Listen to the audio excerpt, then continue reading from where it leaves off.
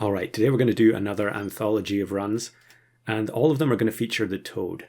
And Toad is one of those units that I feel like is underrepresented in customs, especially given how good it is. I think generally most people tend to prefer the start of battle ailment pets, but essentially you can make Toad work almost like start of battle as long as you just have a few snipes.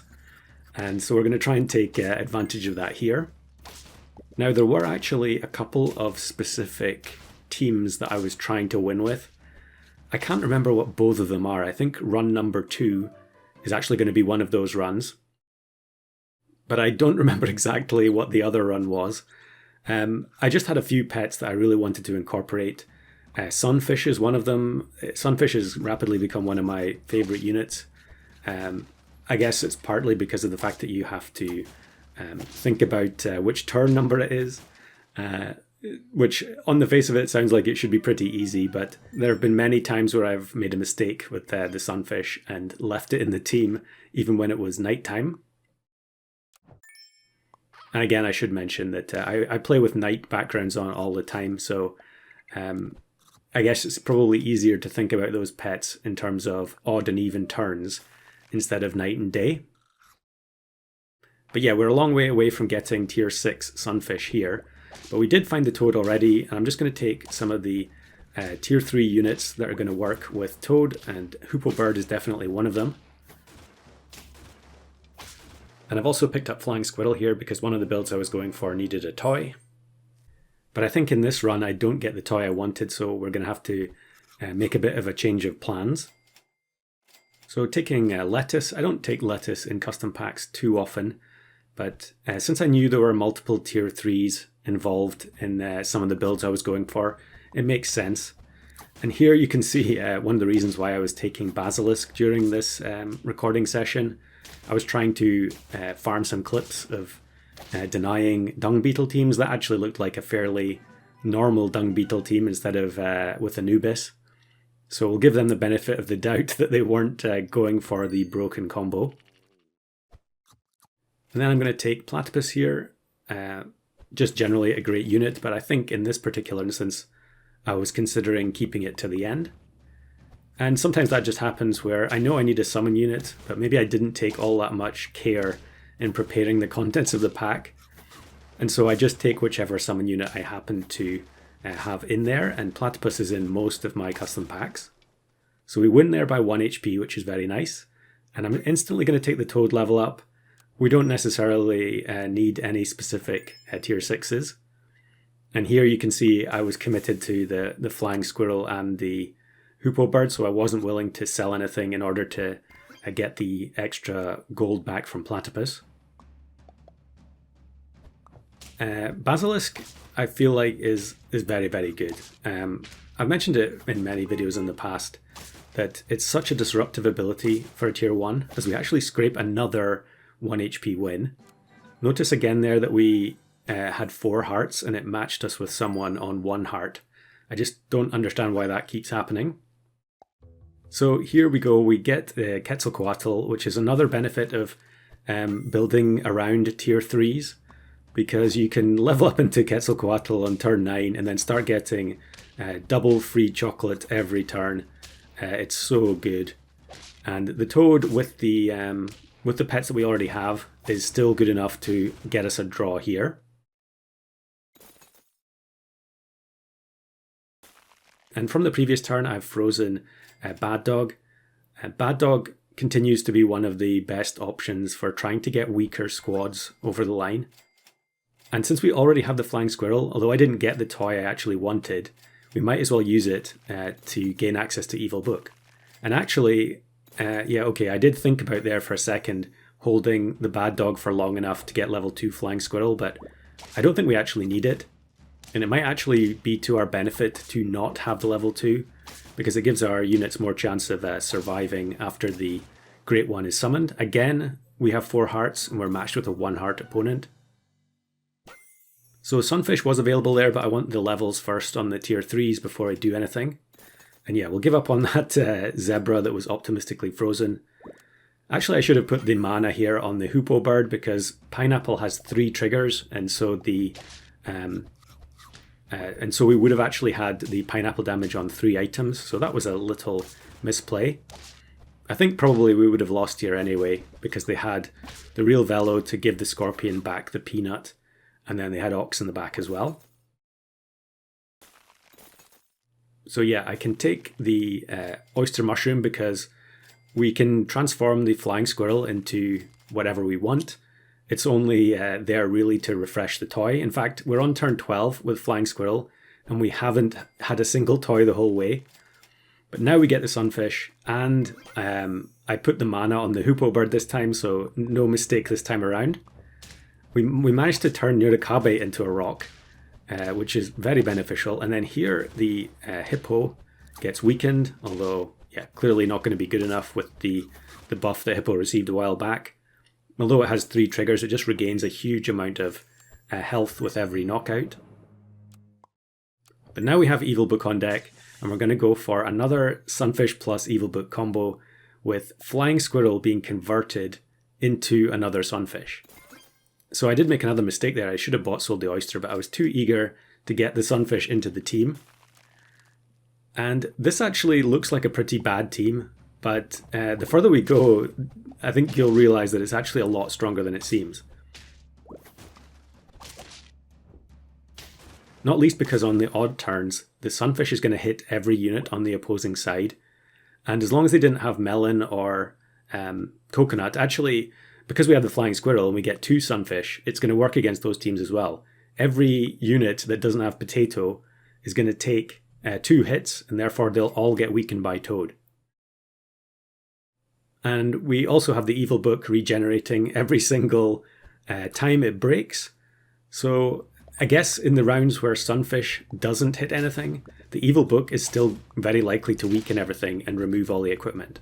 So there you can see the turkey was the only thing that managed to survive. It blocked the damage.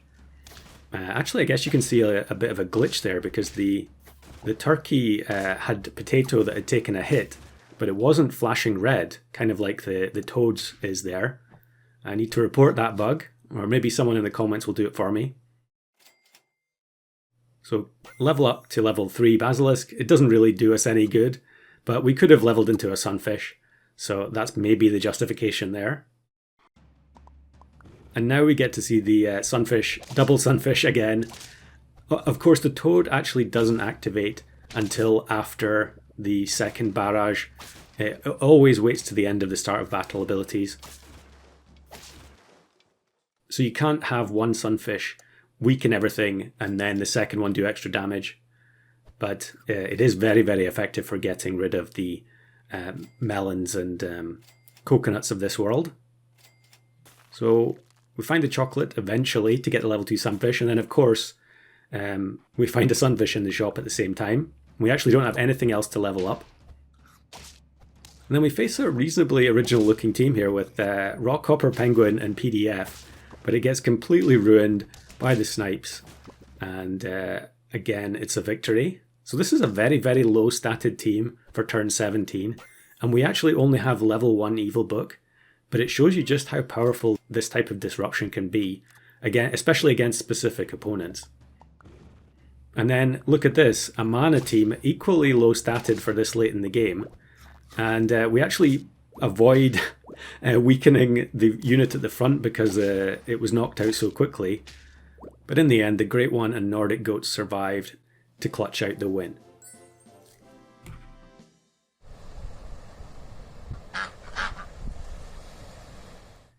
Alright, on to the next run, and I have a good feeling that in this particular run we are going to get the toy that we wanted for Flying Squirrel. So here I'm thinking about taking Tardigrade. We ended up getting level 2 Food Dog from a Stoat, so we might as well keep that for a little while. And yeah, we get some extra stats on the tier 4s. And then I get the Toad in the shop and a second one. I don't know if I end up using the Tardigrade here or not. I guess we'll find out together. And the good stats on the Food Dog help us out here, but I think we're still going to lose. Even though we get a good spawn from the spider. Of course, as per usual, the spider is set up to to help us win most of the early turns with tempo units. Unfortunately didn't pan out that time. So now I'm going to Water of Youth the Foo Dog now that its job is done, and we end up getting Patagonian Mara, which is an extremely good tier 3. Of course, it does have the slight disadvantage of if you have a Mara on your team already, then any Mara that spawns from the spider won't do anything, because the retriever has already been summoned. But I think that's a minor downside. So I think here I probably should have pilled the flamingo onto both the toad and the Mara, but for some reason I decided to just pill a single spider instead. Maybe this is the game where I end up keeping the platypus, since I feel like I thought I was going to keep it in the previous run, but yeah, it didn't pan out that way.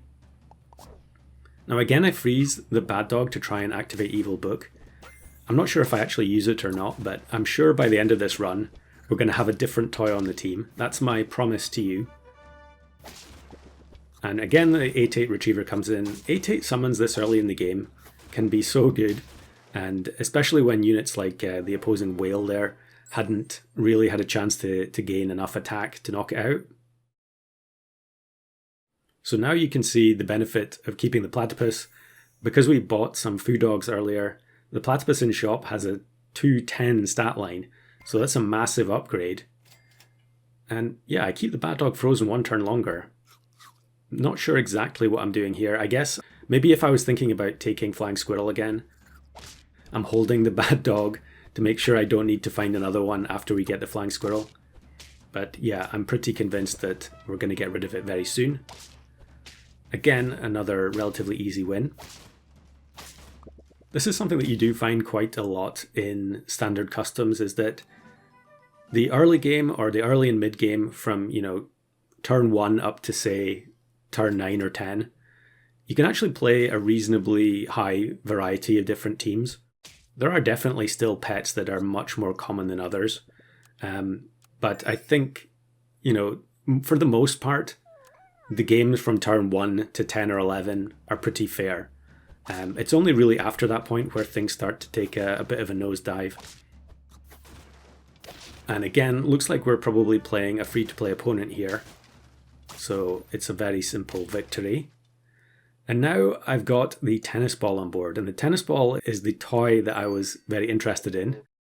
As you see, an accident here where I buy the gelada when I meant to buy the cow, but we'll correct that by just rolling down looking for another unit, and then we can feed a gelada. So there we go, we get the flying squirrel, we can feed the gelada and give everything a bit of a top up on stats. And now I can unfreeze the bad dog because I have the tennis ball, which is the toy that I wanted the whole time. Not the strongest toy. I think we can all agree that it's not as powerful as Evil Book. But there was something very specific I wanted to do using the tennis ball. And you can see how it works here, that the toad is able to weaken pets on the opposing side with tennis ball. Unfortunately, much like with the sunfish, the toad will not apply weakness until after all the start of battle abilities have activated, so you can't actually weaken stuff with tennis ball and have a bunch of snipes come in that hit weakened units,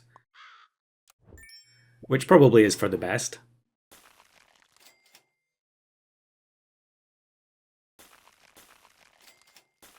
But now you can see what we're going to do. We're going to play Puma with tennis ball. And so now they should be hit 4 times, and so 4 units are very likely to get weakened, even though the tennis ball is only doing 1 damage. Now, of course, with it only doing 1 damage, if we end up facing someone that has, the most basic protective equipment that will block a single hit, then there's not going to be any weakness applied. And so probably that is why I'm thinking here about taking the sunfish as well. Actually, leveling up the Puma doesn't do anything for me here because it's not going to increase the number of snipes. It's just going to increase the damage. So I would actually need either a chameleon or another Puma to get all 5 hits from the tennis ball. And here, of course, actually the other thing you can notice is that it is possible for the tennis ball, when it's repeated like that, to hit the same unit twice. So we just got lucky on the first attempt that we hit 4 different units, but you can definitely, you know, if you were very unlucky, you could hit only 2 units. But here it works out well. The flying squirrel reactivates the toy, so we're going to sell flying squirrel because we have 2 turns to try and win now.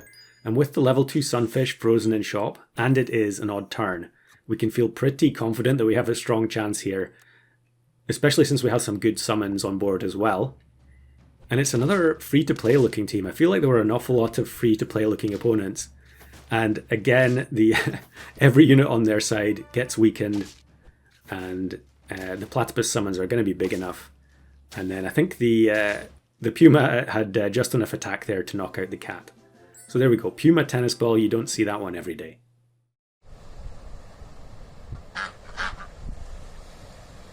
Alright, now on to some bonus clips. This one is just the final battle from a run when I get matched with an Anubis Hedgehog team. They have level 3 Ghost Kitten at the back. And unfortunately it means we end up doing no damage. Very rare opponent, and yeah, fair enough. Well played to them. So now we're going to move on to a couple of slightly longer clips. I'm just going to show the last few turns from 2 different games. Now this is one where I was experimenting with Toad and Ibex. Now I wanted, again, I think I wanted the tennis ball, because tennis ball can trigger Ibex. As long as you do the 1 damage, the Ibex ability will go off. I think maybe it still goes off after the start of battle is finished. I can't remember if I actually managed to try it or not. But in the end, it looks like I'm just going to take the easy option in this particular run and go for Evil Book instead. We are on 1 heart, so it probably is asking a bit too much to get a victory with tennis ball at this stage. So we take the eagle and pancakes, and I think I'm just going to move the eagle to the front because it's going to get knocked out by the great one anyway. Yep, that makes sense. And then look at this team.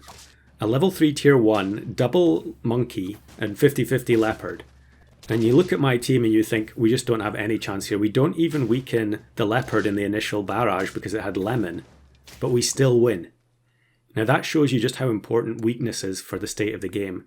You know, pets like Toad and Flea and Bat, if they didn't exist, so many teams just wouldn't have any chance whatsoever against these stat bash opponents. So actually now, even though I unfroze the Ibex earlier, it looks like I'm going for level 3 Ibex in case we draw. But we face one of these vulture teams. The vulture squad gets completely deleted. However, they then respawn everything. And they do have a 50-50 dog still to come in. Or 48-48. But the skewer knocks out the vulture. We actually get this super rare situation where Great One spawns and only hits our own team. But we still win because the retriever just isn't quite big enough to finish us off. Let me know if you've had that rare situation before. I don't think I've ever seen that where Great One only hits its own team and not the opponent at all. So lastly here, I want to look at this run for a particular reason. And that is that our entire squad here is tier 3. So sometimes this happens where I'm going for a particular run and I just think, let's just try and not take any of the higher tier units. I do have Evil Book again, of course. But everything else on the squad is only a tier 3. And a lot of the tier 3s are just really solid, especially if you're not planning on going deep into the late game. So we're just going to play with this almost base statted squad. I guess the porcupine has a little bit of scaling, and then we do have one pet with pancakes. Great One knocks out the hoopoe bird, which then instantly snipes some of their backline units. Again, porcupine's ability doesn't get to do anything, but we have the 12-12 doggo from the Mara, and it's another win. So level 2 porcupine. Porcupine with Great One is actually used to be a bit more amusing because the Great One could get attacked by its teammate, but they changed that so Porcupine doesn't actually attack pets on its own team that have hurt it. And then look at this, we faced this squad going for the salmon achievement, so they end up with a board of 4 salmon. And despite that, because the one at the back only has 1 attack, we're actually going to win, with the double goat and toad surviving.